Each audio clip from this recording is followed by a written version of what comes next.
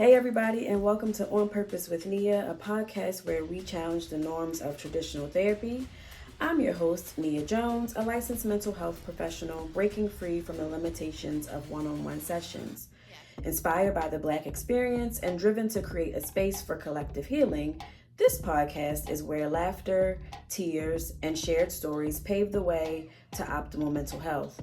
Join me on this journey as we redefine what it means to heal together. Welcome to my tiny couch.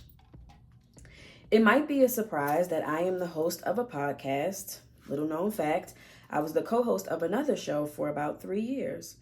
I'm a trainer, a speaker, and a leader, but I am also a woman of few words. So imagine my surprise when yet again, I was instructed to produce this episode that zeroes in on the conversations that I had to push myself to hold with the two most important people in my life. Since we're healing together, grab a cup of tea, a glass of water, champagne if you want bubbles, your favorite drink, I don't know. And join me as I unpack and then share the lessons that I've learned along the way. You might need tissue because this is going to be pretty heavy, and it's been weighing on me all week long that I had to even release this episode, and here I am almost at the last minute re-recording this. So these are my final conversations. So I'll start with my mom. I mentioned in the last episode that I am a double trauma survivor. And so I lost my mom in January and my husband in December of 2022. And the last time I saw and spoke to my mom, she was in the hospital. As I mentioned, she passed from complications from COVID-19. And I saw her through a window that was about the size of a sheet of paper, like 8.5 by 11 sheet of paper, very small for a window, right? I can remember that they called me the day before my mom had asked me to bring some stuff to the hospital. If you met my mother, you know, she was very particular about her things. And so she gave me a list of what she wanted me to bring, some like toothbrush, toothpaste. She wasn't satisfied with what they were giving her at the hospital. And if you've ever stayed at the hospital, you know that it's not good toothbrush and toothpaste. And so she gave me a list. I went and purchased everything that she asked for, so she would have brand new. And they called me and said that I could come see her. So I'm like running through the house. I'm getting dressed. I'm crying. I'm excited. I'm telling Bryce, I get to go see my mommy today. And he's like, I'm so happy. She's going to be really happy to see you. I get all the way to Mercy Hospital, which wasn't far from where we lived at the time. And there are two people in front of me in line. And I hear the front desk attendant tell the two people in front of me that they had just reinstated the COVID restrictions and that certain floors weren't allowing visitors. My mother's floor was one of those floors. So I didn't get out of line. I stayed in line. And by the time I got to the front, I told the person at the front desk, hey, the nurse called me about 20-ish minutes ago and told me that I could bring some stuff down to the hospital for my mom. She's been in the hospital for a couple of weeks now. And they were like, I'm sorry, we reinstated the restrictions. And I said, well, I have things for her. Can the nurse at least come down and take the things to my mom? And I'll just, talk to my mom on the phone. So they called the nurse. She came down. And the nurse asked me if I was vaccinated. And I told her, yes, I had both of my vaccinations. And I was wearing a mask. And so she said, you know what? We just lifted it. I'm going to take you up with me. Because you are vaccinated and your mom is vaccinated and she's doing okay, I'm going to take you out with me. You're not going to be able to go in, but you'll at least be able to lay your eyes on her. And, she was really accommodating in that she understood what everybody was going through at that time, and that they really just wanted to see the people that they cared about. And so I get to this window. Remember, it's a really small window. And I give the bag to the nurse. The nurse goes into the room and I can hear the nurse say, I have somebody here for you. And she says, look through that window. And my mother's eyes lit up and she sat up in the bed as much as she could. And automatically, so I'm calling her at the same time that she's sitting up. She answers the phone and she goes, "Hi, Nia." And for me in that moment, my mother was the only person that could say it in that way. Like I can't even say it like her. But I felt like I was 5 years old again, and it was my first day of school, and I was seeing my mom again after a long day of school. And I remember that day when I was 5 that she was super excited to see me, and she wanted to hear all about my day. And for those of that you don't know, my mother was a full-time stay-at-home mom. In the 90s, when for a lot of people my age that was kind of unheard of. And so we had spent years together, just the two of us. And so for her on my first day of school, it was like she had been away from me all day, and was super excited to see me, and I was super excited to see her. And I felt like I was 5 years old again. And at that point, I was 34. And her face lit up, mine lit up. I start crying almost immediately, and I'm like, "All right, now you got to hold it together, or she's going to start crying." Um, and we talk for a few minutes. If you know me, you know that my phone is almost always out of battery. And so I'm on the phone. I'm like, I'm staying as long as this phone is going to allow me to be, here with her.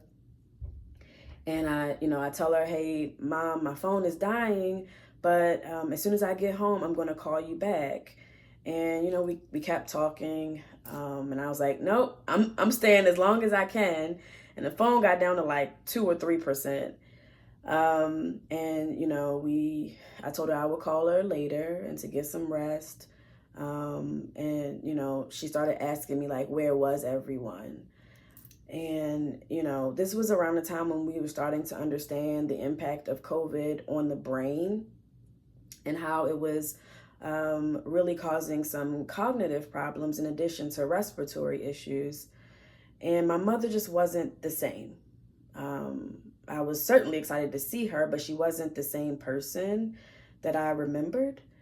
But it was really hard. It was hard to get through that conversation without breaking down. And I remember hanging out with her, waving to her, telling her that I would call her later, and then getting on the elevator and just breaking down, and crying all the way home. And by the time I got back home, just falling into Bryce's arms, because I couldn't handle much more. And I have a series of spiritual gifts that I'm still working through, and I was starting to feel that I was going to lose my mom, and I was coming to grips with it before anybody else did, after having some conversations with God. And so it was just really hard in that moment. I can remember just trying to process it all and feeling numb and feeling everything but nothing at the same time. And so that was the last time I saw her up and kind of awake and in person, even though there was, a wall and a window between us.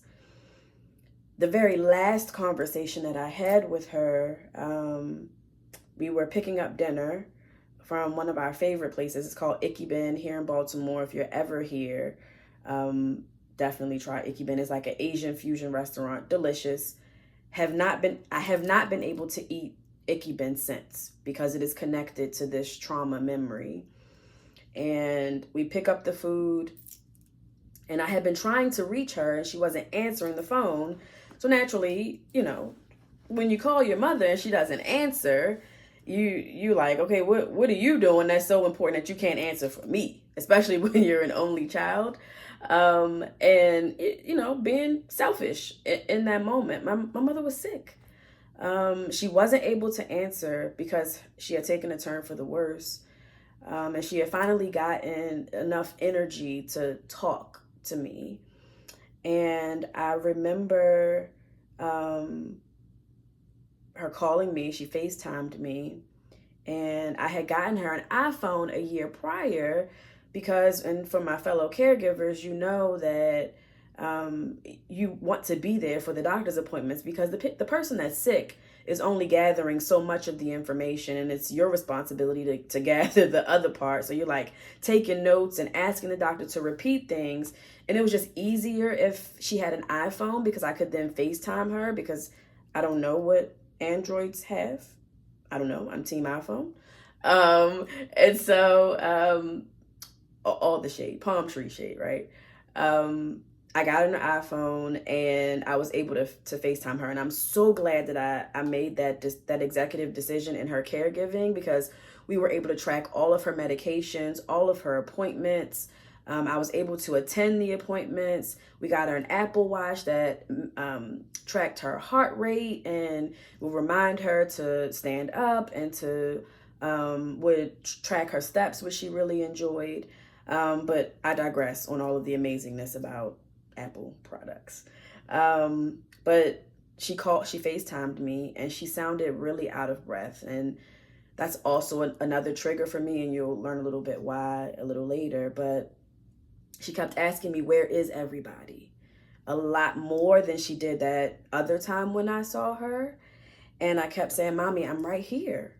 How you feeling? What's going on? And she couldn't talk long, because she had the tubes for the oxygen. And I told her to, get some rest, and then I would call her the next day. The next day was Sunday.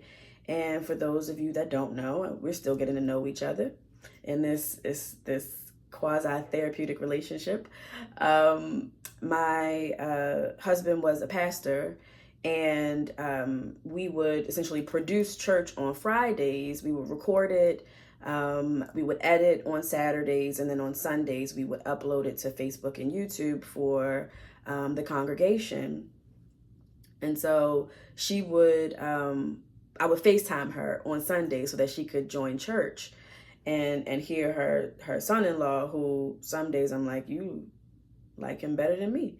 But their relationship was absolutely amazing. And so I digress. She couldn't talk long, and I told her to get some rest, and that I was hoping to visit the next day if they lifted the restrictions. If not, I would certainly FaceTime her for our regular Sunday chat, and we would go from there. Some of this timeline for me is a little fuzzy, and if you're grieving the loss of someone or actively caregiving for someone right now, you understand what I'm saying. Like, the days get really long but short at the same time, and they all blend together. So you might think it was Sunday, but it was really a Wednesday. I'm going to say right now as a disclaimer, I'm hoping that I have all of this right. I probably don't.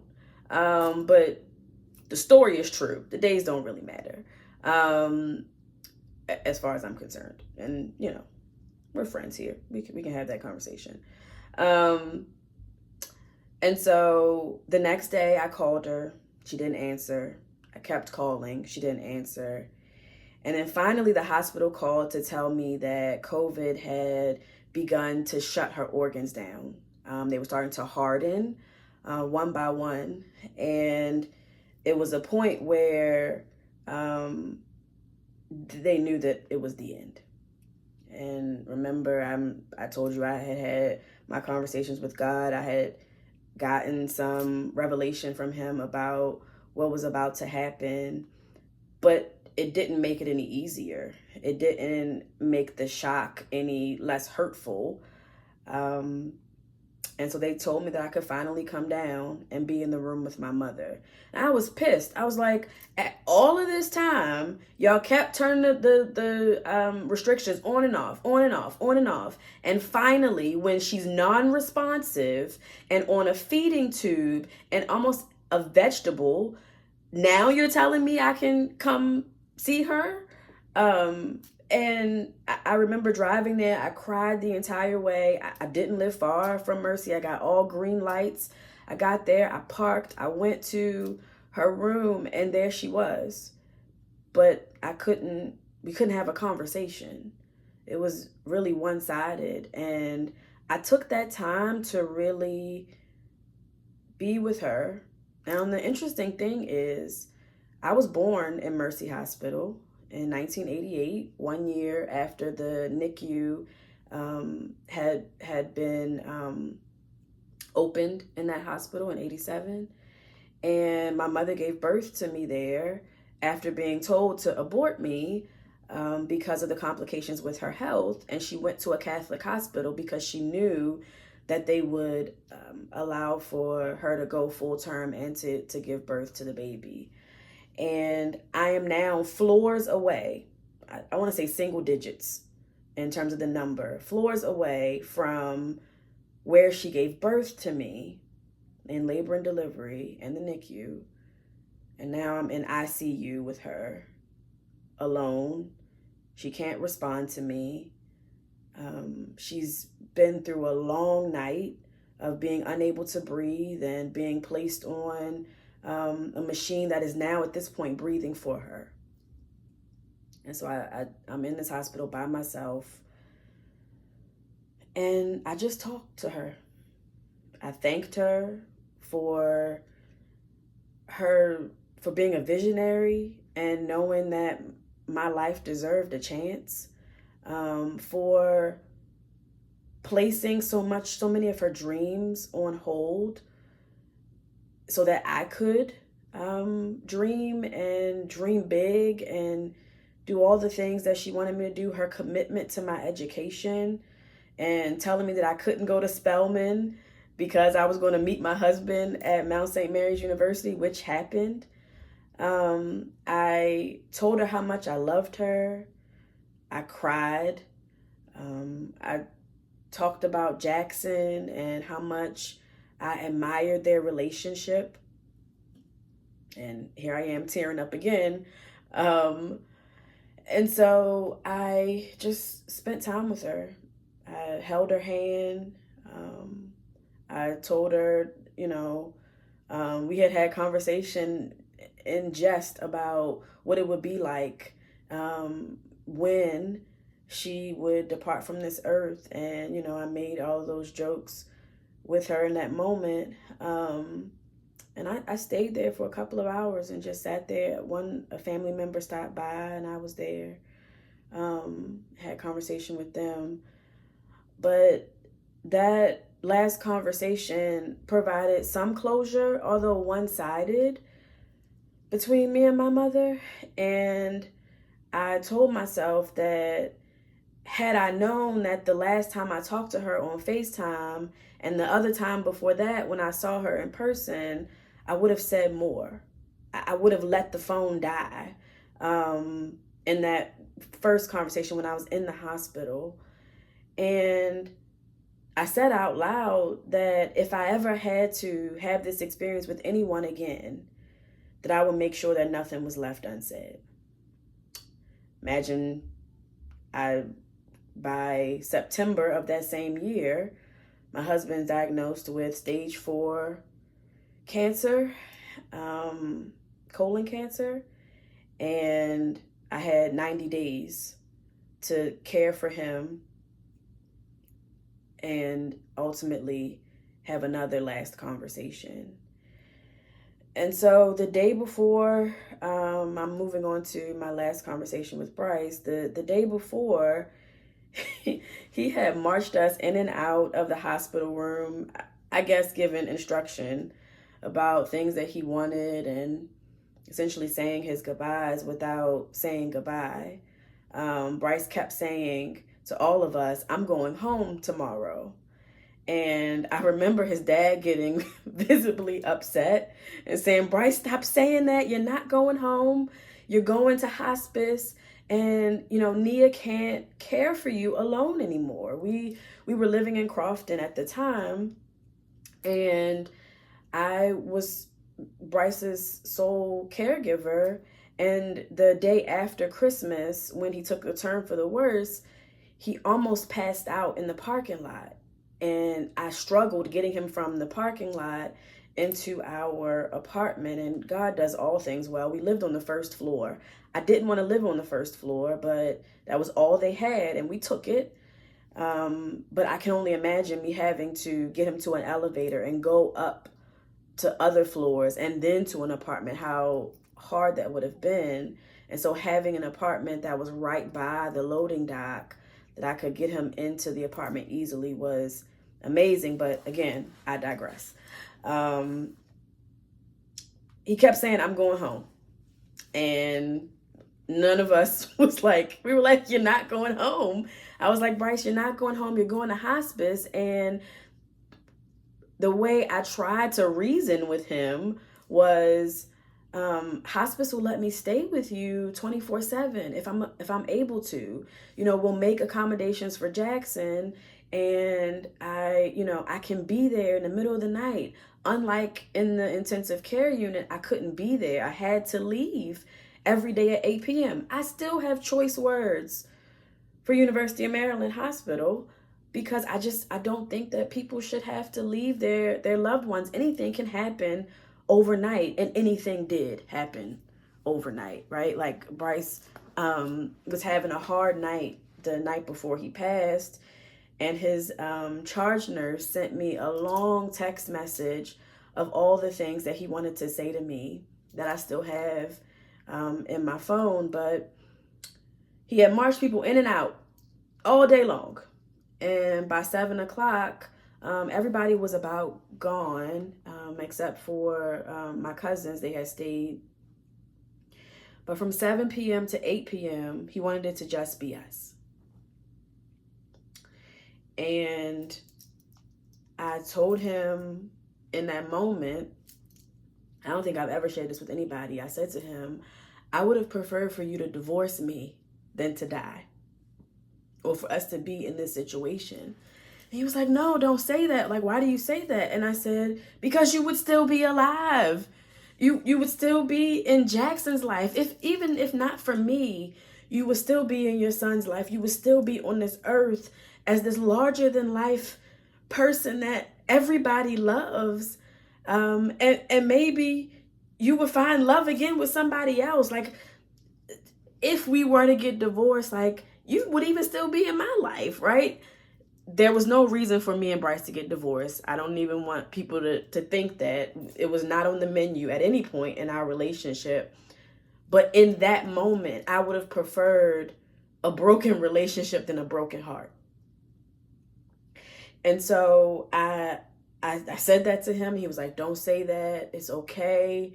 You're going to be okay. And I apologized to him for what I said was time wasted. I told you in the last episode that I live with depression and anxiety. And there were days, weeks even, that I would go to work. But as soon as I came home, I was in the bed. The blinds were shut. The curtains were drawn. And I didn't move. There were days that I missed events that he would go to alone, or he would take Jackson. I missed family events and events with friends. I would put off vacations and time away. And I apologized to him that I wasted what probably equaled years in our marriage over depression and anxiety. And he was like, no, you made so much progress. Now, the person that is sick is laying there trying to console me, right? Because I'm bawling, I'm apologizing. And very similar to the conversation that I had with God and what he revealed to me about my mother, he had revealed the same thing to me about Bryce. And so I am still warring with knowing that the end is coming, and not wanting it to. And so he told me a couple of things. He was like, live out loud. You got to keep living your life.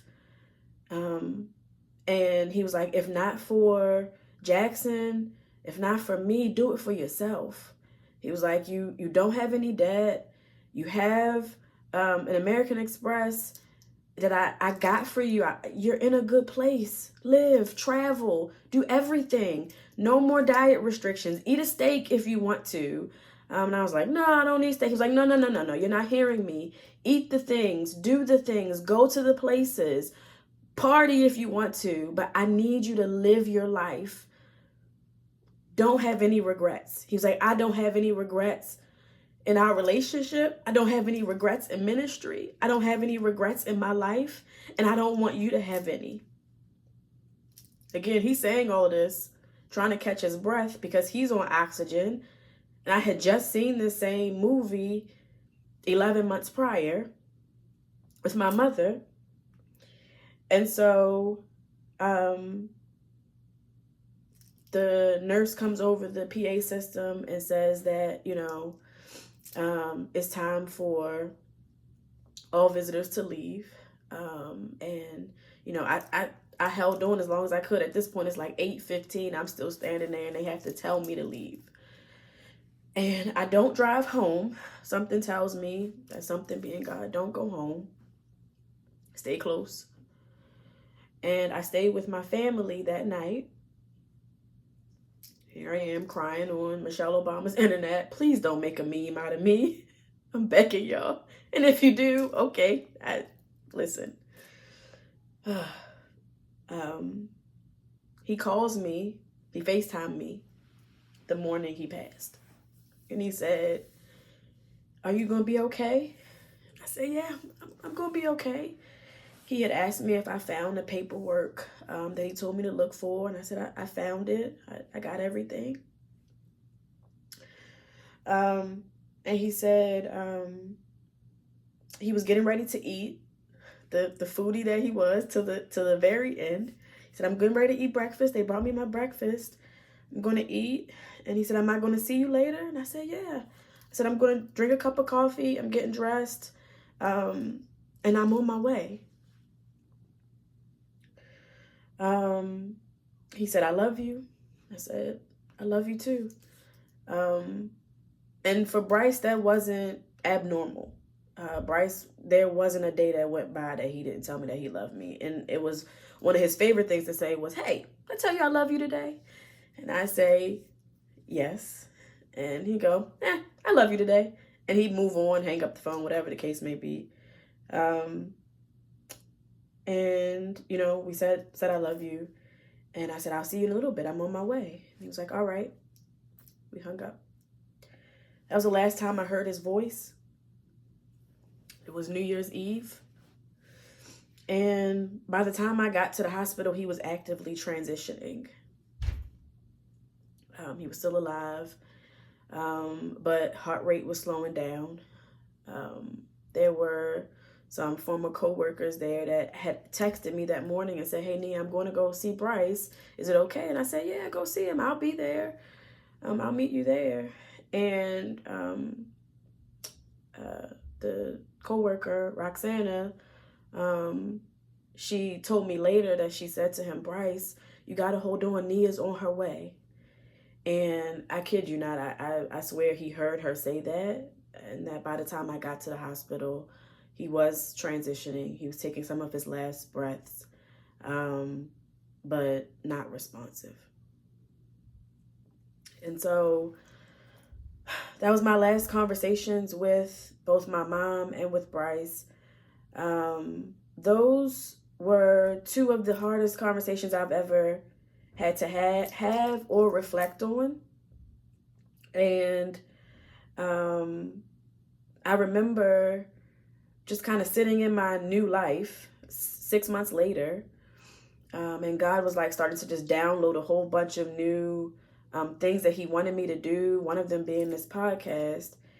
And I was like, I can't be the only person replaying the last moments that they had with their spouse or with a loved one over and over again. I can't be the only person. And so I phoned a friend. I called another widow, Connie Gilmore, at the time, Gilmore, now Connie Dizard. And I asked her if she had experienced the same thing. And this wasn't unusual. I was doing that all the time. I was asking her, "Hey, have you, had your Florida Evans moment and dropped the plate?" And, and she would always kind of solidify for me that I wasn't nuts and that, everything that I was experiencing was normal, and she had heard from other widows. So here's an excerpt of a conversation that we had about 6 months into my journey, my new journey and my new life as a widow.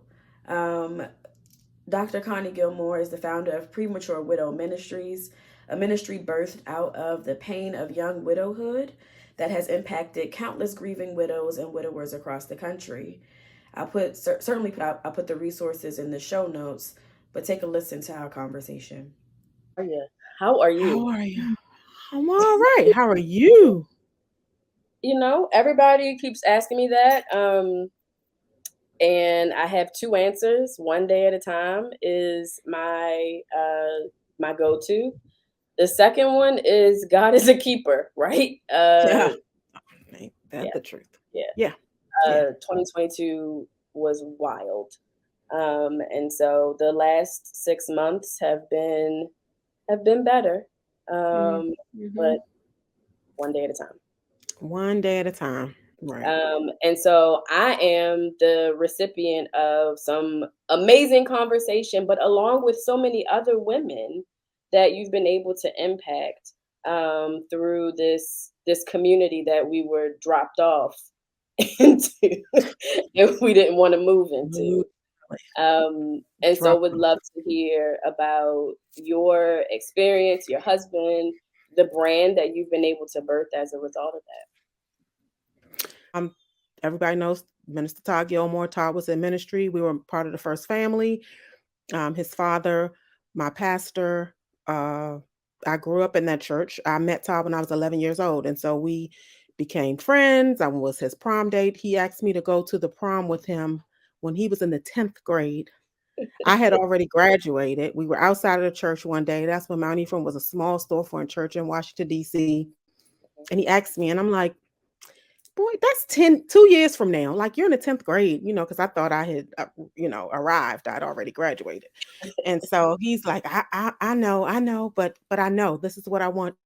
And I'm like, okay. So I kind of fought it. And I kind of told my mom, like, yeah, no, I'm not doing that. I'm not going. She's like, oh no, you're going. No, you're going.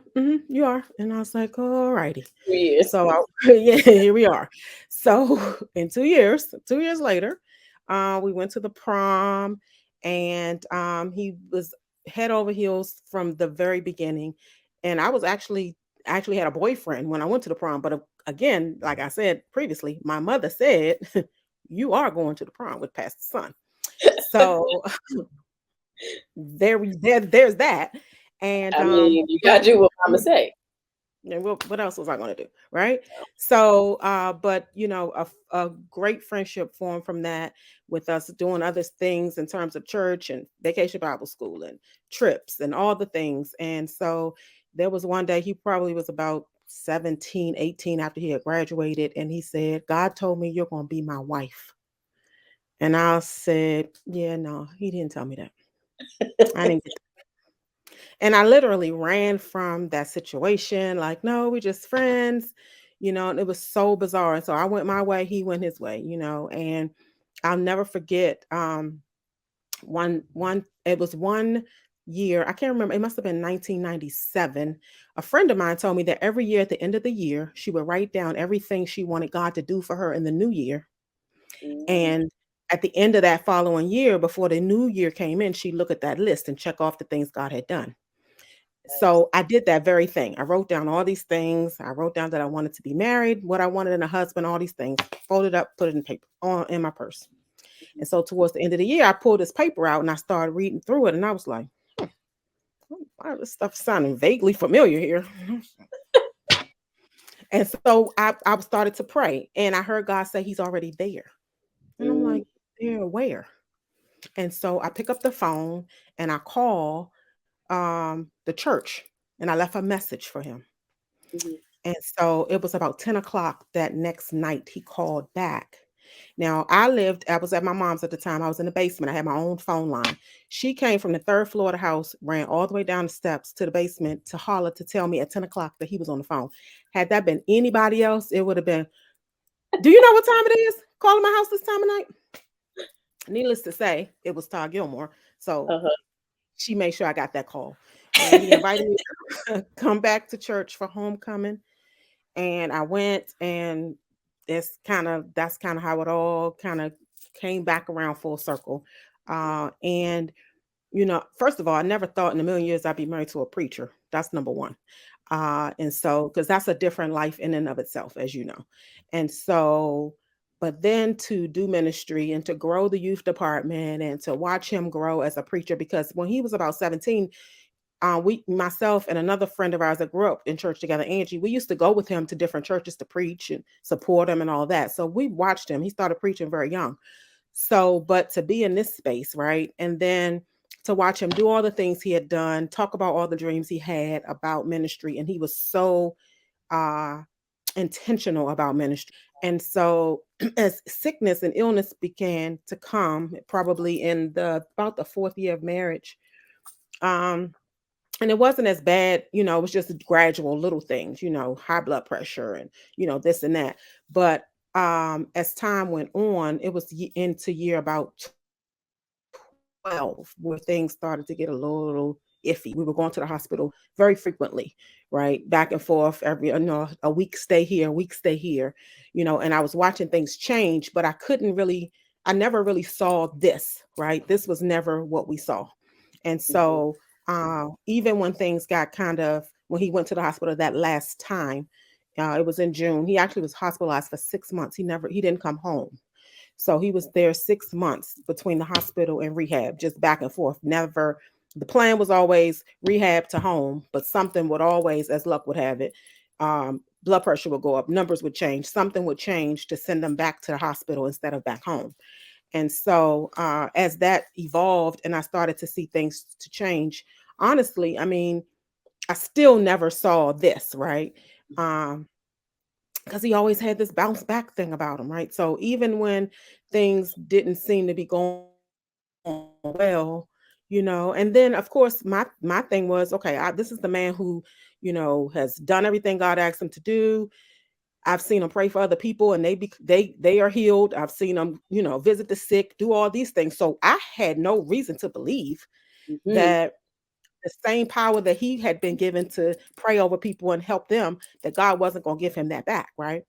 And so my prayer just kept being, okay, God, I know you're going to bounce this back. You're going to bounce this back. And of course, that didn't happen. And so in 2014, which was year 15, would have been year 15 for us in marriage, um, that year, that June, things just started to get really bad. And so Father's Day of that year, um, when I called because I was getting ready to go up after church and he had spiked a fever. And I'm like, why? He said, they're moving me to ICU. And I'm like, why?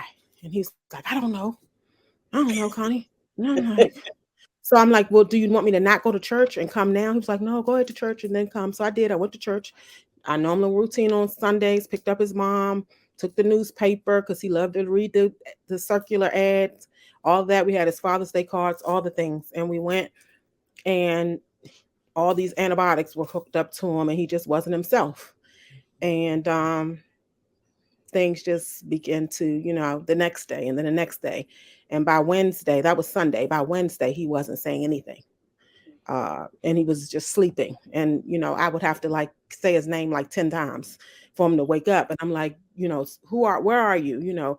Who am I? And he was like, you're my wife. Like, I mean, it was like I was annoying him, but he couldn't stay awake. Right. So I'm asking them questions like, why is he sleeping so much? And all these things.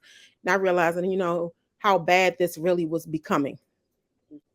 I just remember, in those final moments, I was there with him. He took his last breath, all those things, and just immediately feeling like, okay, like, all right, so it's over for me. It's Mm-hmm. got to be, right? It Right. clearly it's got to be over for me, you Mm-hmm. know, um, because now what, Right. and then having to go home and tell my 6-year-old daughter that her dad wasn't coming home, and so the things that the stuff that people don't see, right? And so those moments, where you have to explain this to a 6-year-old who then a very smart 6-year-old, might I add, advanced for her age at that time and still, And still. who and whose first response was, "I knew this was going to happen." Sound just like At 6. Jackson. Exactly. Yeah. Exactly. No wonder they have the same birthday. But so, same thing like. So it was, it just became, and I remember waking up the next morning, June 24th, and looking out the window and saying, "Wait, was that a car that went by? A car is still moving? People still going to work? Like, where are these people going?" Yeah. Because life stopped up in here. But when I Yeah. looked out the window, birds were chirping because it's summertime, it was Yeah. June, the sun was out, people were going along with their life. And I Yeah. could not believe that the world had not stopped, because Right. that's how I felt for me, that my Yeah. world has stopped. So why is where are you? Where might you be going? Yeah. Because Ain't no there's work. nothing, Ain't no ain't no school. work. School, what's School. happening? I spent months, weeks, kind of just in a really dark place. Now surrounded by well-intended family and friends, but nobody who really knew what I was going through. And even though my mother was a widow at the time, my mother-in-law was a widow at the time, they had had 40 plus years of marriage. They didn't know Mhm. what it was like to be in this space with young children, a son that had just graduated literally from high school, that he taught missed the graduation, but we took him up to the hospital in his cap and gown so we could see him. Like, I mean, this was our whole life. And so, what now? I have a house, I have cars, I have his car, I have all these things that I'm trying to figure out, and absolutely no clue how to do it. And so, it was just it was a lot, and I found myself, and I've told you this before. I went to the hospital numerous times because they told me, "No, ma'am, you're fine." And I told them, "I'm having a heart attack. Yeah. I don't know what you're talking about, but my heart is about to bust out of my chest. Like, it's hurting." Yeah. And what some people don't understand about this level of grief is that it causes physical pain. It's not just mental, it's not just emotional. There was physical pain attached to it. And so there were numerous times that I went to the emergency room because I thought I was going to have a heart attack. Mhm. And I thought I was having one because I was just in so much pain, Yeah. um, and couldn't sleep, Yep. couldn't eat, scared to go places. I mean, it's a feeling of, you could be in a room full of people. It doesn't matter how many people are there. You feel like you are all alone. Yeah. When you walk in the room, you feel like every eye is on you, and in a look of shame, or not shame, but just pity. They pity us. And so it's an indescribable feeling. And then to be in that space and have nobody to talk to about it, because I didn't even have, to be quite honest, I couldn't even articulate those feelings back then. I'm Yep. talking about them now because I'm outside of it, but in that space, I couldn't even articulate it. And Yeah. so it wasn't until probably about 9 months later, I went to start a new job, which was very important to me because, again, the places that were familiar to me, I kind of stopped going, right? Mhm. Um, because I got tired of the looks of pity or sympathy, right? So I wanted to go somewhere where nobody knew me. So I left and went to a brand new job where nobody knew me, nobody knew what I had gone through, all of the things. But happened to have shared my story with one person there who was actually our boss, and Mhm. she said to me, there was a person there I needed to meet because our stories mirrored each other." And Mhm. so that's when I met the first young widow that I had ever met, who had lost her husband the same year I lost mine, had 3 children just like I did.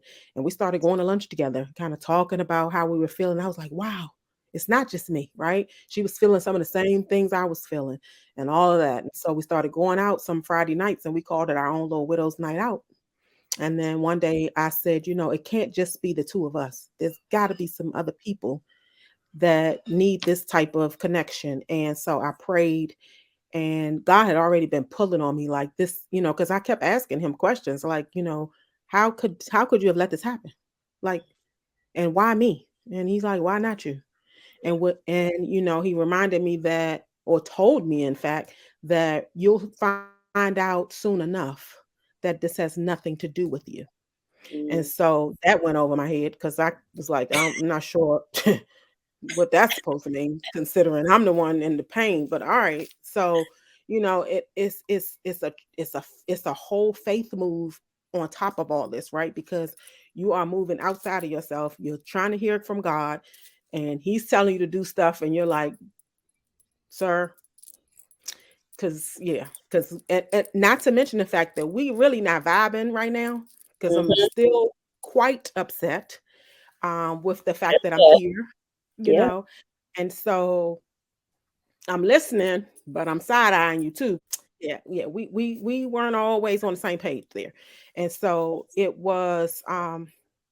But I heard him very clearly say, "You have to do something for widows." I mean, I looked high and low. I looked at different places. For the most part, they were either older widows or they weren't of the, they were a different persuasion.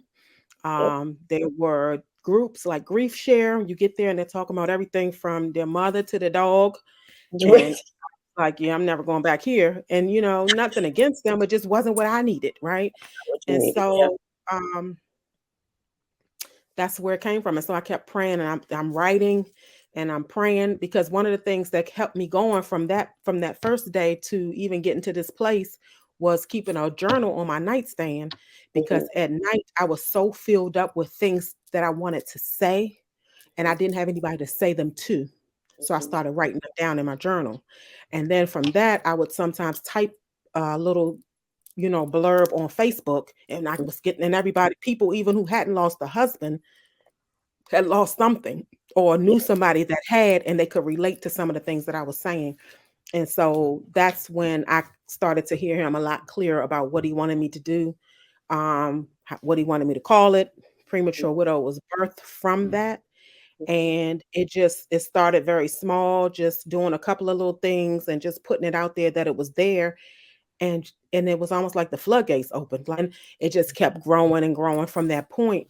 And they've come from all different scenarios from drunk drivers to cancer to whatever, any scenario you can think of, even suicide, any scenario you can think of, but all having the same connection of having young children, you know and then trying to figure life out again. And so premature widow was birthed from that excruciating pain. And I feel like I've heard several times, because I was that preacher's wife, I typed sermons and I sat on the front row and I cheered them on and all those things. And then I found myself behind a podium in different places, churches even, right? And so I too heard the Lord about that mantle being passed, right? Because uh, I f- that voice was silenced prematurely, and so because of that, it would then became, oh, this was tag, you're it. Like, you have something to say, Yep. and you can't just let him. Part of his legacy is tied up in your story, and Mhm. so that's what I have done over this past 9 years now, 8 of premature widow, but just making it just keeping his name alive, talking about him, and then letting people know how this came about, because this isn't something that I just woke up one day and decided, oh, I want to do a ministry to help widows. Okay, because most times, let's be clear, people that are hurt, it's like having a broken leg. If we both fall and break our leg, chances are I'm gonna say, oh yeah, I'll help you, but I need to wait till my leg heal up some. Most people aren't going to drag their broke leg and try to help you get up with your broke leg, right? But Yep. that's literally what I've had to do. Even in I've taken my own pain and sat beside other people that were in pain too, and before I ever got healed, before I even felt any level of healing coming. Mhm. And a lot of times people would ask me, like, how do you do it? How do you take yourself to the hospital or sit by another widow and not go back into that space? And I had to remind them, that's because I'm not doing this under my own will, right? This is a God-given assignment. It's not something that somebody just, I signed up for, or it was in a position and I'm just like, oh, I want to do this. No, I had to do this. Yep. It was attached to his life, his legacy, and so it's so near and dear to me. It's like my baby. Well, thank you for sharing, for being there, right? Like, I'm not I can't be on the phone with my therapist at 10 o'clock at night when, I have a thought that absolutely ruins me. Mhm. Or, think that a particular holiday is going to go one way and it goes completely south. Or, Right. even, The opposite. the happy times, right? And Right. so, or just the thought that somebody else would think, Nia, that is completely crazy, right? And I Right. personally don't like that word, right? Mm. But Right. I think there are moments that's how you feel. Like Mhm. this is all unreal, and I must be living in a fairy tale because I'm certain that Bryce is going to pop up and be Yep. like, "Gotcha," right? And that's not Right. what's happening here. Right. And so when we talk about the last conversation, so you talk about the timeline a little bit earlier of Todd going into ICU, Mhm. and you feeling like, am I bothering you by asking you kind of like, Right. Right. who are Right. you? What's your Where name? are you? Who am I? Right. Right? Right. What was that last conversation like? What were some things that even like to this day kind of stick with you or just kind of changed everything for you? So during the time when he got really sick, I had, um, as you know, I was doing my event business, lavishly arranged. And ironically, when I first started that business, it was not something that yeah, he wasn't feeling that at all. First of all, it took me away from home too much. You gone every Saturday doing stuff for other people and all of that. But as time went on, he started to appreciate it, right? And so when he got sick and I had to do certain, I was still doing events, but not much because I couldn't. But the ones that I could do, I would do. And I would send him pictures because he was still, because again, he wasn't sick unto death, right? He was still paying the bills. He was still running the household from his iPad, telling everybody what to do, what to bring. He was still being that guy, right? Or watching the bank account. Where you at? Because I'm swiping the card. I mean, Retail you therapy. Come on. gotta do something, right? So all the things. So he was still doing all those things, and so I remember towards before he got to the place where he couldn't talk when we started that last probably full conversation we had. um, it was actually around work because I had been working from home, basically from the hospital, so I wouldn't have to leave him. Mhm. And that was before COVID and remote and all that. So this wasn't a thing, right? So Yeah. this was a special permission that I could work part of the day from the hospital because he was all the way in Baltimore. We lived in Upper Marlboro. My job was in DC, so it was impossible, right? So Right. some had to give. Yep. So for months, they gave me that ability to do that. And then at one point, they had to have a hard conversation with me, like, we understand what you're going through, but business needs require that I'm in the office. And I'm Mhm. like, yeah, can't do that, right? So he's like, don't be upset with them. I think this is God speaking, and I think you should do your business full time. I was like, what? This was coming from him, right? This person, he didn't even, and so he was actually pouring into me in that way, saying, you have all these talents, I think I really think this is what you should do. And so he went down a list of things that he thought I should do and stuff he told me not to do, from where not to worship, what not to do, what not to do in this case, um, even stuff about the children, right? And so I think the things that stuck out for me, even now, is even hearing him sometimes when he says, you know, when he had said to me about doing things full time. I look at it now like maybe it wasn't that, Mhm. but he saw that I needed to do um something outside of what I was doing. And so I've wrestled with that over the last 9 years, even in my own career, even with this ministry, because people ask all the time, you do premature widow full time? And I can almost hear him saying, I told you. And so one of the things about him is a lot of the conversations we had, the things he said he wanted or wanted me to do, everything I contradicted, it happened. If I didn't do it the way I hear him saying, or I've heard him say it, he was right still, and so it's been life changing in that it stopped me from second guessing myself so much. And I'll be honest and say that he was indeed the dreamer, right? Um, and he was the dreamer, and he saw things, and in his mind, he would always say, it's nothing he could not have, right? And so he had this authority about him. It was just, he was big in stature. His faith was big. He did everything big. He bought the biggest diamond he could buy. He bought the biggest crab. He bought the biggest house. I mean, everything. Everybody knows he's got a big old truck. He did everything big, and so he dreamed big. And for a long time, I just couldn't, and so when he left, I said, I don't know what to do now, because that wasn't my thing, right? And so I've learned over time, and I hear him even now sometimes when I doubt myself, kind of pushing me, like, what do you mean you can't? God, the Lord, his famous thing, the Lord will provide. The Lord will provide. And so I've heard that over the last 8, 9 years, when I didn't think I was going to be able to make point A and point B meet, right? I could hear him saying, the Lord will provide, or go this direction. And a lot of times maybe I'm not hearing him, but I'm remembering some last conversations, right?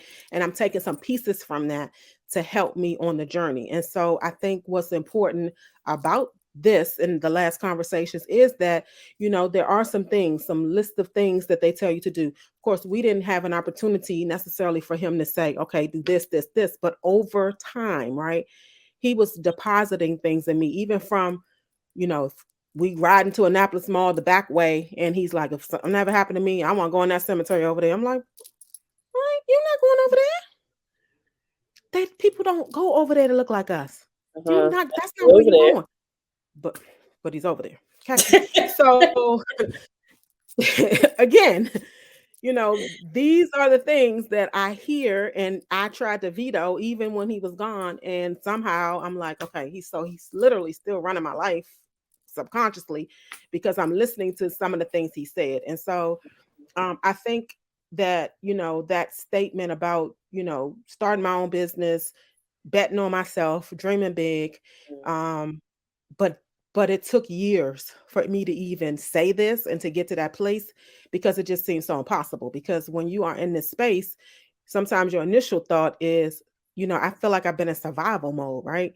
And so in survival mode, I'm just doing whatever I can have to do to make sure my kids are good, that we eat, that there's a roof over our head, because the reality is it's just you, right? And so there's hundreds of thousands of people at the funeral, and you get all these cards and money and calls and this and that, but it For a dries good up 3 months, if you're lucky. if you're lucky. And so after that, the phone stopped ringing. Yep. The text messages stop, the visits don't happen. And so it gets to a place where they don't know. I always say the majority of the people don't know if Destiny and I and my children have lived off of oodles and noodles, ramen noodles. And I'm not talking about the good ramen that they got now in the restaurant. I'm talking about the one in the pack, right? Frog We could legs. and frog legs. We could have lived off of that for the last 8 years. Nobody would know, you know. And so people go on, and so because of that, you are in this huge mode of survival, because you already know that if one thing goes wrong, right, you don't have there's no safety net, right? And so it took me a long time to get to a place where I felt like I could relinquish some of that fear. And I know that that's not of God, but that's just my reality, right?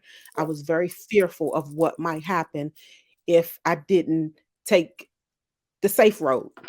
So jumping out there to say, oh, I'm going to start a business, or I'm going to leave my job and go do my business full time, even though I heard him saying, and even though I believed that I could, not having that, taking that safe road just didn't feel good to me. It just wasn't something I could do. So now I'm in a place where I'm still hearing some of those things, and it's caused me to believe more in myself and to push forward in some areas of my life, personally, professionally, that I would not have otherwise done had he not kind of deposited those things into me during some of our last conversations.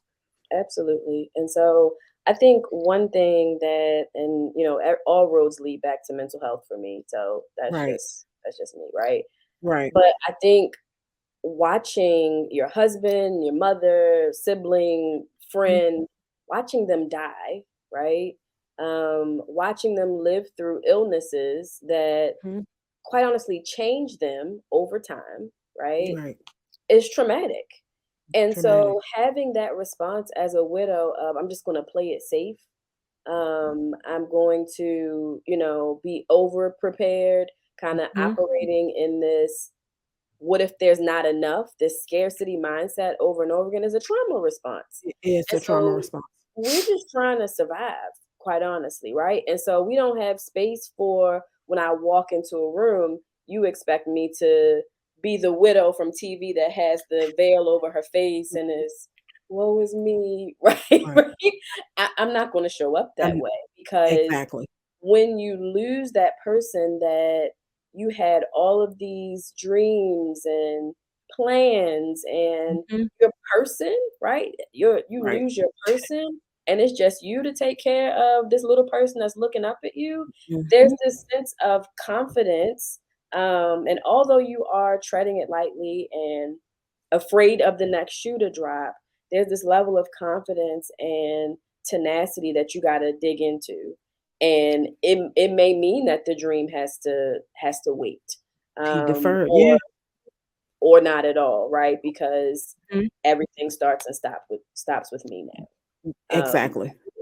I get it. I get it. And that's just, and I have no regrets about that, honestly, looking back. And then, it's easy to compare, especially when you're in this space that I'm in, right? Because I see widows from all walks of life, right? So Mhm. you see some that didn't have any life insurance, and then you have some that were married to military people or whatever, and they get all these benefits and they have all this stuff. And I'm sitting here in survival mode because I'm scared, if something were to happen. But then, because so everybody's at different levels, and what you can't do is ever look around and compare scenarios because your life is your life, right? And so it's difficult. One of the things, even for us, one of the conversations was definitely about school Mhm. and to keep her in private school, right? And so Yeah, that has honestly not been a very easy task, right? yeah. It's very expensive to do that, right? Mhm. And so, and I look, and every year I'm like, whew, I made it another year, So here we are All going to the junior. I'm payments like, came I'm out. like, listen, I'm like, Uh, okay, Jesus,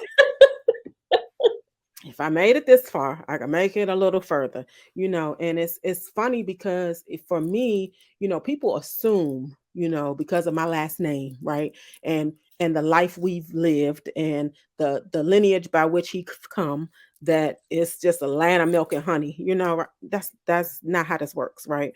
So it's a constant fight, it had been to just kind of make sure everybody, all the pieces were in place, right? And that it was as normal as you could make it in our new normal. and I knew So no. that there was a level of comfort for them, even if they weren't even if I wasn't comfortable on the inside, there was a Mhm. level of comfortable externally in terms of where we lived and how we lived and those type of things, so that it looked normal, right? But Right. it was our new normal, and none of us really knew how to operate in it, and we just kind of felt, had to feel our way through until we got to a safer place. um but it's so much about the journey and about just trying to be in that mode of survival, and especially if you're already independent, which I was. So then you're not an asker, right? Yeah. And so um if even if if I'm up against the wall, I'm still going to fight and push my way. You pull the strength from somewhere because you're going to figure it out, because asking is a no-no. Because in Right. my mind, if I have to ask you when I'm Mhm. already in this space and nobody's even said, "Hey, does Destiny need school supplies? Does she need a book bag? Uniforms maybe? Oh, here's 1 month tuition, or here's dinner." Anything, right? None of that happens, right? We would assume it does, but it doesn't. And so because of that, you fight harder and you work harder, and you do neglect yourself, right? And so there was some neglect. There is PTSD behind it. It's like you Yeah. said, watching them sick. That I mean, for months, all I heard at night was beep, Beep, beep, beep. beep, Yeah. beep. Mhm. It's the, you know what I mean? and it's just it's stuff that the stuff that people don't understand, right? They just show up to the funeral and give you a card, give you a hug. Oh, call me if you need me. Mhm. And in my on all I'm hearing is beep, beep, beep. But if you've never lived that, you don't know what that feels like. And Yeah. so, I mean, even to this day, I still don't sleep well because I've now grown these terrible sleep habits because the TV was my company. Yeah. Because when you have small children, especially, well, I had a small child, Jalen was off at school, Ashley was already an adult, so she sleep by 9 o'clock. 9 o'clock. I got all night long All alone. night long to wrestle with God, right? Because you said With all earlier, the I don't memories. necessarily know if I want to talk to you. I don't even want to know if I want to talk to you. Yeah. You know, wrestling with that, you wrestling with was there something I could have done differently? Yep. Could I have said something to the doctor, or should I have done this or done Yeah. all these questions, right?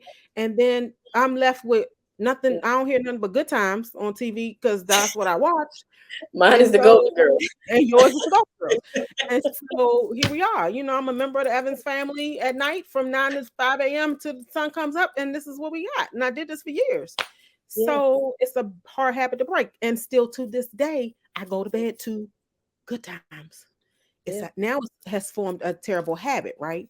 And Yep. so it's been really difficult to navigate through that. And those are the things, the behind the scene things that people don't see, on this journey. They just don't see it. Absolutely. Sitting up in the middle of the night thinking, what was the last argument that we had? Yep. Right? Or beating yourself up about the last About argument, or the fact exactly. that you were pissed around about some shoes that were in the middle of the That- floor. And None of that and that's is none of and I, that is and important. you think about those things like what was that last argument? What was that last conversation? The last thing I complained about? Mhm. Things I took for granted, right? Yep. That he was going to always be here, because we all do. Because I know I felt that before. Like there were times I know I took it for granted. I had a great husband. He did all these things for me. I was spoiled. I was this and that, and I took it for granted sometimes. Not that I didn't take good care of him, but I still took it for granted. And we all, and I think if we're honest, we've all at some point done that. Absolutely. You said something the other day in one of our many conversations, Yeah, that I should pull the phone records and just see how many hours did I talk to this. Do they still do that? Like they show you the whatever. probably. I Um, remember one day I looked at my phone and we had been on the phone for 3 hours. I don't know yeah, that three, yeah, 3 yeah, hours. three. But you said something out loud. I don't know what we were talking about, but you were like, "This ain't a dress rehearsal." And we were talking about clothes. That's a Mhm. shared love, right? I Right. don't know, and I was like, "This ain't a dress rehearsal." And to be honest, like I was working and I was Okay. there with you, and then you said that, and I was like, "Wait, what?" And you were like, "Life. This ain't no dress rehearsal. You don't get another chance." And I was like, Mhm. "Oh, Yeah. like It absolutely." And so it's showtime. And it's we were show talking and it's showtime. And I think we were talking about some of the people that just kind of take that for granted, right? And yeah, we're here, right? We're in this space, but the reality is there's nothing I can do to change it. And like yeah, I've told many a widow, you can stay in your home, you can never go out again, you can never date again, you can never do any of these things again. But guess what? He's not coming back. That's the mm, harsh reality. Whether you stay in your house from now to the rapture or not, it's not going to change that, right? This is not a dress rehearsal. This is all we have. that's We all we get got. one chance at this life, one Yeah, chance at it. And we don't know. As you know, one doctor's appointment can change your whole life. one emergency One room visit. ER visit Yeah. can change And everything, right? an ER visit in which they said he wasn't sick enough to receive care, and we were the last people to be called from the waiting room. Turns out he was probably the sickest person in The there. sickest person in the room. Well, thank you so much for sharing, for being the first guest in this fellowship, Yeah, I'm and so just hoping honored. that, yeah, hoping that, um, you know, people that have been impacted by grief and loss, whether it's the loss of a husband or the loss of a mother, the loss of Mhm. anyone can kind of take pieces from this time of Pieces. us Right. fellowshipping and being together. And that's the goal, right? That Right. lives are changed, that people are challenged to think and are able to really kind of hear and experience through our storytelling. Right. And so I appreciate you sharing with me today. I think, we kind of pull two things from today's conversation around dreaming big, right, Hmm. and living, and that in your after loss, that there will be restoration for you and for those that are attached to you.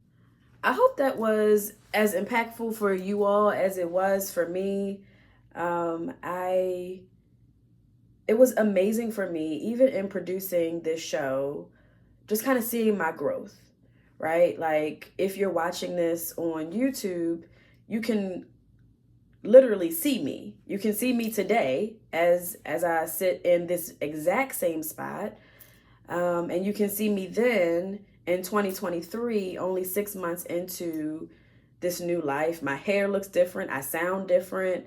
Clearly, my glasses are different, but that's not abnormal. Um, and just in watching that, I was able to gain some strength from myself just by looking at it. And I'm reminded of a coping skill that I give to my clients where I tell them to video journal. And I've been actually using my own advice about video journaling over the last 2 years. I have a ton of videos in my phone of me just kind of turning on the camera and just talking. And every now and then I'll go back and I'll listen to some of the gems that I've dropped, or just kind of like me telling my story in that moment. And it's always powerful to just see and hear yourself. I think it's also a really great skill, or really great coping skill for people that may not want to journal because of sometimes the stigma or the fear that's associated with writing in a journal. Like sometimes men will say, well, only girls write in a diary or a journal, or people are afraid of like who might see the things that I write down. Whereas if it's in our phones, it knows our face. We have a passcode that's attached to it. Nobody can really see it, and if they do, right, like congratulations, you made it past the the barrier, right? So I guess you got every right to see it at that point. You know, but it's a very powerful skill, and so certainly for those of you that are listening that are trying to process through the different emotions, processing through your own grief journey, try video journaling. And I promise you, just kind of bookmark it or put it in a folder and revisit yourself in the past. 6 months later, a year and a half later, and you're going to gain this weird sense of strength from yourself and your own words that I can't quite describe, but it's almost like self-healing in a way. And you're able to see how far you've come. Um, as we start to kind of close out today, things that I've kind of learned along the way, and in my pressing forward and persevering through love, I kind of came to a couple of acknowledgments about myself and realizations. I realized that I was secretly angry with my mom about why she had COVID, and ultimately the fact that COVID took her away from me. Um, we had asked my mom, we being me and Bryce, had asked her to stop working at the start of the pandemic because she was immunocompromised, and she refused. She was like, I have a job to do, I got to work. Who's going to take care of my kids? I think I mentioned in the last episode that my mom was a lifelong educator. And I was really angry. Like, we could have prevented this, is what I felt.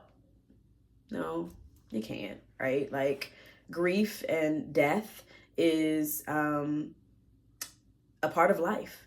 And for me to think that I could have stopped it essentially makes me think that I'm God, and I am not. And so who anger is a phase in the grieving process. So my emotion is validated, in that I have a right to be angry and it's okay to be angry. But I had to process through that.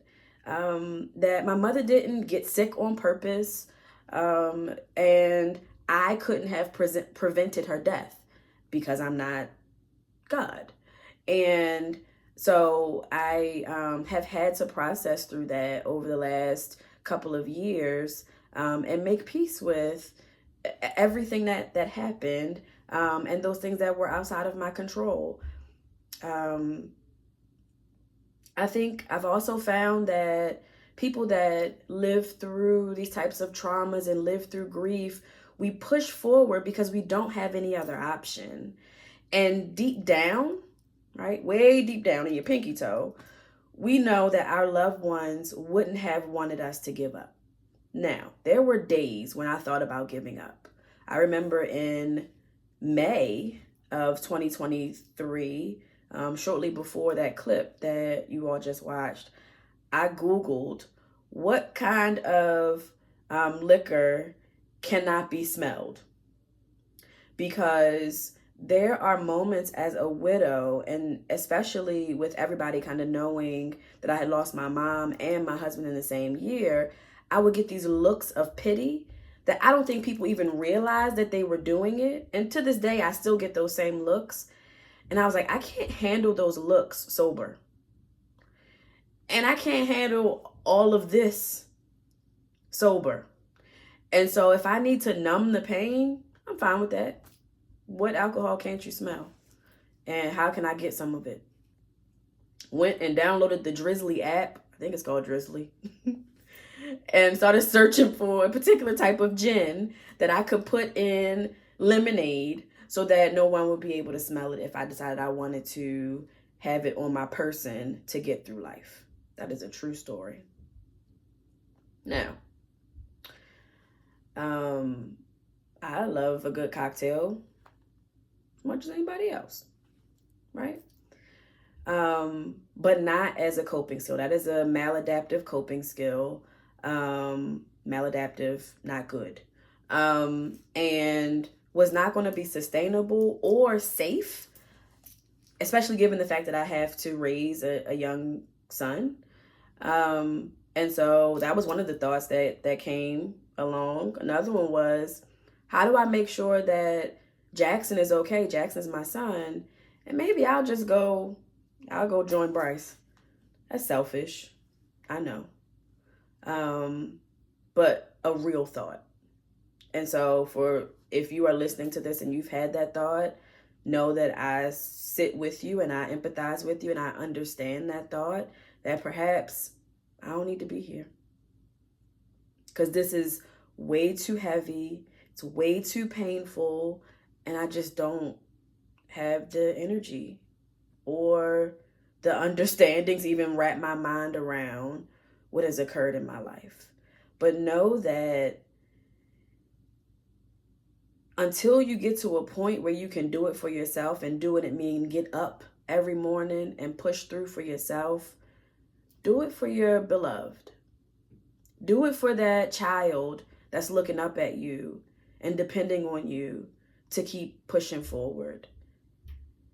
And so what I also know is that for those of us that have lived through grief and loss of any sort, those of us that are active caregivers for someone, whether long-term or short-term, the stakes are higher now. Nobody can come to you with no crap. That was my mother's favorite word, by the way.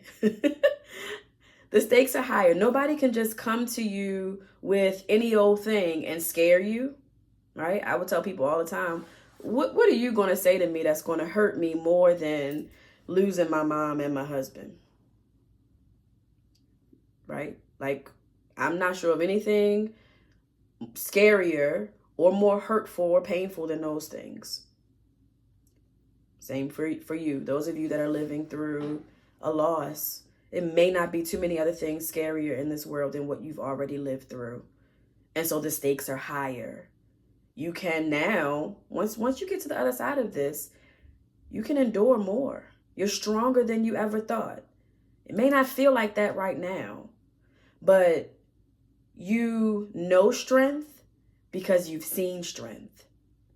Your loved one that was sick and pushing through, your ability to be a caregiver in the midst of everything else that you have going on, you know strength because you've seen it or you've been it. You've been strength for somebody else. Carry that same energy, sis. Carry that same energy, bruh. Carry that same energy through your life. And with that, the stakes are higher. And so nobody can come to me and bring me some false sense of security or love or some half-tail relationship, because the stakes are higher. I've known love. I've seen love. I've experienced love. I've experienced strength and endurance to a level that many don't, right? And so I joke all the time with other widows and people that I know that widowhood is the last hood that I wanted to live in, but it's provided quite a bit of resilience and strength, just like living in a regular hood gives you all kinds of ghetto ingenuity, right? You find a way to get through. And so what about these last conversations that kind of stick with me is live your life. Don't stop living. Just like I offered to you what Bryce gave to me in the last conversation is to live unapologetically. Now, don't live recklessly toward yourself or others. Now, I can't say that you won't make some bad decisions in your grief. I've done it. We can have that conversation a different time, right? But there will be some bad decisions that you might make in the midst of your grief, or some things that you'll forget or you'll just kind of drop the ball on. But for the most part, live your life. You only get one. This ain't a dress rehearsal. It's not a dress rehearsal. We got one shot at this thing. So live. Say what you need to say in the moment. I'm learning now that in addition to the gift that I have that causes me to have some insight that others may not have, it is my responsibility to say what I need to say in the moment. But it is also really good for relationships to communicate and say the thing, right? Whether it's I love you, I care about you, can't wait to see you, I like you, right? Whatever it is, say the thing. Because you never know if you may get another chance. Honor that person's legacy. And it may not be through a foundation. It may not be through some specific grant or program that you put in place. But it could be that, I mentioned earlier that there were so many things that my mom put on hold so that I could live and experience life in a different way that she never was able to. That's a part of her legacy. And so it's my responsibility to ensure that I live life in a way that honors the sacrifices that she made. And I raise my son so that he doesn't have to live in a way that he has to make any of those sacrifices, if I'm making sense, right? And so each generation should go higher, right? My mother walked so that I could run. I'm running so that Jackson can fly, basically. And so that's a part of that person's legacy. Find those things, zero in on it. It doesn't have to be something as big as a foundation or creating a company or a clothing line. It could be very simply living out your dreams, obtaining your goals, getting up every day and giving it another fighting chance. And so as we kind of continue to close out, and since, this is the tiny couch, what might I say to a client that is experiencing their last or replaying their last conversations is that these types of conversations immediately throws us into what's called the tasks of mourning. And so there are 4 tasks of mourning, just like how we talk about the stages of grief from the Kubler-Ross research. The first task is to accept the reality of the loss. I talked about earlier how I had some information that God had provided to me about how I was going to have to walk this grief journey. And then it wasn't about me, but it was for the benefit of somebody else. And so, but the first thing I had to do was accept the loss, both intellectually. I talked about last session about how I love a good book, I love a good podcast, I love some information and some research. So I had to accept it intellectually first before I could begin to accept it emotionally. And for me, it was easier to kind of accept the emotion than it was to accept, like, I can't believe that this is happening, and like what happened, and who, what, where, when, why, how, and what I could have done to prevent it, right? Like all of those things intellectually that came up for me. But recognize the significance of those two, both your intellectual processing as well as your emotional processing. Start there. Second, you want to process the pain. This stuff hurts. This isn't anything that I would wish on, honestly, my worst enemy. And so you want to name and attempt to make sense of the emotions as much as you can as you're, starting to process through it, and feel the feels. I would tell my clients this all the time when they would come to me with some sort of trauma or concern. Allow yourself to feel the emotion. Name it. Let's talk about it. Because until you allow yourself to feel it, we just playing. And those emotions may come out of order, so to speak, right? So we talk about the stages of grief. So depression, acceptance, bargaining, all of those steps that it's been told that you kind of do those one after the other, completely untrue. Because you may feel anger before you feel depression. You may accept it before you start to bargain, right? And so you got to be able to feel it and name it so that you can continue to process it. Okay. Number 3, adjust to the world without your beloved. That's the hardest part for a lot of us because there's a new normal. You have to adapt to a changing identity of self and an entire new worldview. Who am I? For me, I started dating my husband when I was 17 years old. And so there have been some days where I quite literally feel like I'm 17 again. But in a 30-something-year-old body with 30-something-year-old bills and a whole kid. And I'm like, you can't act like a 17-year-old, Nia. But it doesn't excuse how I feel. There's some things that your beloved may have done in your life or for you that you're now missing. And it feels like a hole is in your life. For me, Bryce was the cook, right? Everybody knows I can't cook. And if you don't know, now you know, right? I cannot cook. I keep trying and I keep failing. But every day at dinner time, I get so anxious for a variety of reasons. I can't cook, so I'm hungry. And Bryce always did that, whether it was he placed the order for the food or he actually cooked, he met that need. And so it was never something I really had to worry about. And for me now, there are certain foods that I just can't even stomach anymore. We loved salmon, rice, and Brussels sprouts. I cannot eat that dish anymore. I've tried several times and people have fed it to me and I told them that it was good. And it might have been, but honestly, I can't stomach that dish anymore. I cannot eat salmon in the way I once did because it's connected to memories and Bryce and honestly a deficit personally that I can't cook, right? So there are some things that times of day and foods and certain activities of running a household that may never be the same. There are some widows that don't know how to pay the bills because their husband always did it. I know for me, my mom used to always buy Jackson's clothes at the start of the next season.